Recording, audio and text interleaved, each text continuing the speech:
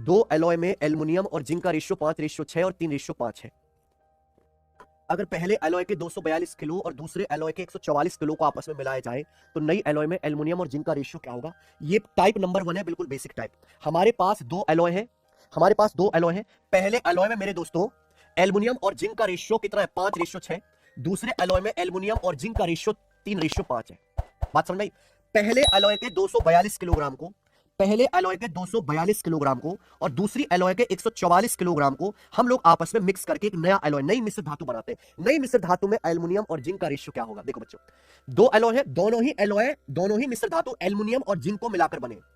पहली एलॉय का 242 किलो, दूसरी एलॉय का 144 किलो मिलाया, तो आप बताइए मेरे भाई, मिलाने से जो नया मिश्रण बनेगा उसमें एल्युमिनियम और जिंक क्या होगा? देखो, जब हम दो एलॉय को मिला रहे हैं तो एल्युमिनियम में एल्युमिनियम की मात्रा जुड़ जाएगी, जिंक में जिंक की मात्रा जुड़ जाएगा। बिल्कुल सरल सवाल, जो आप सोच रहे हो वही है।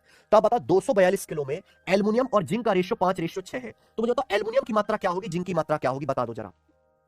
242 किलो मिश्रण है, एल्युमिनियम और जिंक का रेशियो 5:6। एल्युमिनियम की मात्रा क्या होगी, जिंक की मात्रा क्या होगी? अगर आपको मिक्सचर और एलिगेशन चैप्टर पढ़ना है तो आपको परसेंटेज और रेशियो, ये दोनों चैप्टर बहुत अच्छे से आने चाहिए, तभी आप पढ़ पाओगे। तो 242 किलो में एल्युमिनियम और जिंक का रेशियो 5:6 मेरे प्यारे भाई, तो टोटल कितना हो जाएगा? 5:6 यानी कि 11। 11 की वैल्यू 242 लीटर है, कितने गुना? 11 की वैल्यू 242 लीटर है, 11 दूनी 22, 11 दूनी 22, 22 गुना, तो 22 गुना हो रहा है। 11 की वैल्यू 222 लीटर है, 22 गुना हो रहा है, 22 गुना। तो 5 की वैल्यू भी 22 गुना हो जाएगी, 5 की वैल्यू भी 22 गुना हो जाएगी, 110 किलो है भाई। 6 की वैल्यू भी 22 गुना हो जाएगी, 6 की वैल्यू भी 22 गुना हो जाएगी, 132 किलो। यानी कि पहली वाली एलॉय में 110 किलो एल्युमिनियम है, 132 किलो जिंक है। आगे देखो, दूसरी एलॉय में एल्युमिनियम जिंक का रेशियो 3:5, एल्युमिनियम जिंक का रेशियो 3:5 है, तो टोटल कितना? 3 5 8। टोटल कितना? 3 5 8 की वैल्यू 144 केजी है, 18 गुना।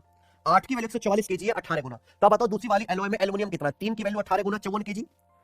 जिंक भी कितना होगा? जिंक भी 5 का 18 गुना होगा, 90 केजी। तो ब्रेक करना है बेसिकली। जब आप इन दोनों एलॉय को आपस में मिलाओगे तो एल्युमिनियम में एल्युमिनियम जुड़ जाएगा, जिंक में जिंक। 110 में 54 जोड़ के कितना हो जाएगा? 164।